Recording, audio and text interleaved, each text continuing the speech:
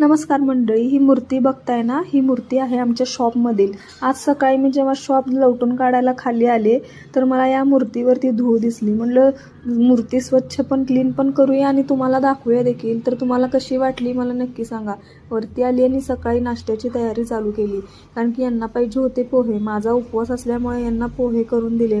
गरमागरम असे पोहे करून त्यावर मस्त अशी कोथिंबीर टाकली आणि त्यांना दिले.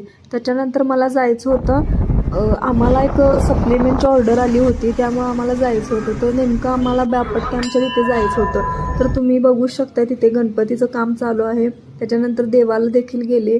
रावणेश्वर मंदिरात आम्ही महादेवाचं दर्शन घेतलं, छान असं दर्शन घेतलं आणि खूप छान मंदिर आहे. आत गेल्यानंतर एवढं मस्त आणि भारी वाटतंय ना.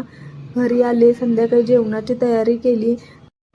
मी ते गरगट करत आहे चाकवतचं. आणि मी तुम्हाला हे देखील सांगते की आपण जो कढीपत्ता, जिरं, मोहरीची फोडणी देतो, तर आपण लसणासोबत कढीपत्ता, जिरं, मोहरी देखील थोडं कुटून घेतलं की नाही, तर त्याचा जो फ्लेवर आहे ना, तो व्यवस्थित अगदी आपल्याला जाणवतो. आपण डायरेक्ट टाकण्यापेक्षा ना कधी पण ते देखील लसणासोबत थोडं कुटून घेऊन तुम्ही करून बघा. तुम्हाला नक्की त्याचा फ्लेवर असं स्ट्रॉंग जाणवेल. आजच्यासाठीच एवढं. भेटूया पुढच्या व्हिडिओमध्ये. त्यासाठी तुम्ही पेज फॉलो करा, चॅनलला सबस्क्राईब करा. व्हिडिओ पूर्ण बघितल्याबद्दल थँक्यू.